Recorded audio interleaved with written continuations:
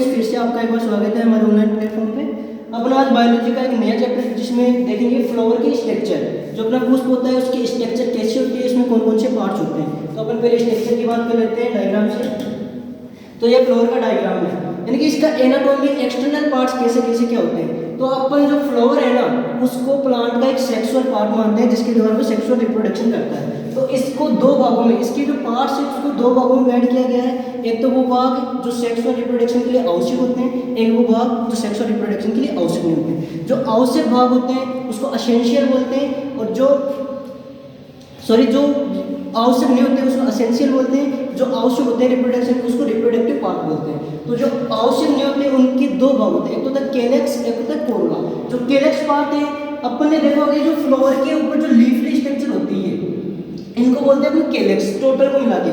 और यदि इसके एक सिंगल यूनिट की बात करें तो उसको अपन सेपल्स बोलते हैं, ठीक है। उसके बाद बात करते हैं अपन कोरोला की। जो अपन को पंखुड़ियाँ दिखाई देती है रंग बिरंगी उनको अपन कोरोला बोलते हैं, और इसके एक यूनिट की बात करें तो उसको अपन पेटल्स बोलते हैं। ये हो गया इसके एसेंशियल पार्ट की, जो कि रिप्रोडक्शन में पार्टिसिपेट नहीं करता, ओनली सहायता करते हैं फ्लावर की स्ट्रक्चर बनाने में। इसके बाद वो पार्ट जो प्लांट की रिप्रोडक्शन कर लेते हैं, जैसे अपन बड़ा एसेंशियल गोल्स, इसमें it part is not important for sexual reproduction, यानी कि सेक्सुअल रिप्रोडक्शन में कोई भी पार्टिसिपेट नहीं करता है। इसके बाद ये इसके दो भाग हैं, एक होता है कैलेक्स, एक होता है कोरोला। कैलेक्स का ये ग्रीन कलर लाइक स्ट्रक्चर, इसका जो कलर है ना लाइक मोस्ट ऑलमोस्ट प्लांट जो ये ग्रीन कलर का मिलेगा, और इसकी जो सिंगल यूनिट है इसको अपन सेपल्स बोलते हैं, अपन ये बात करेंगे। इसके बाद कोरोला, कोरोला क्या है कि कलरफुल होता है, इसका कोई भी कलर हो सकता है, रंग बिरंगा होता है। जो अपन पंखुड़ियों की बात करते हैं वो होता है कोरोला। इसकी जो सिंगल यूनिट है उसको अपन पेटल्स बोलते हैं। इसके बाद बात करेंगे इसके रिप्रोडक्टिव पार्ट की।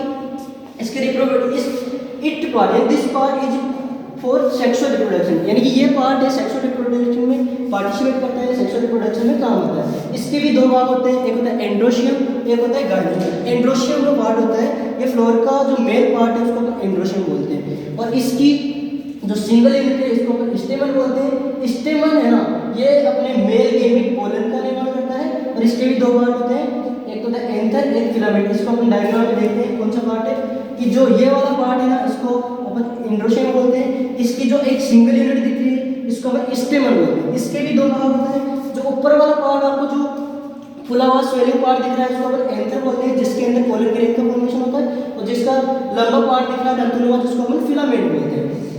इसके बाद अपन बात करते हैं गाइनोशियम की। गाइनोशियम इसका फीमेल रिप्रोडक्टिव पार्ट होता है, इसकी जो सिंगल यूनिट इसको अपन कार्पस बोलते हैं, पिस्टल बोलते हैं।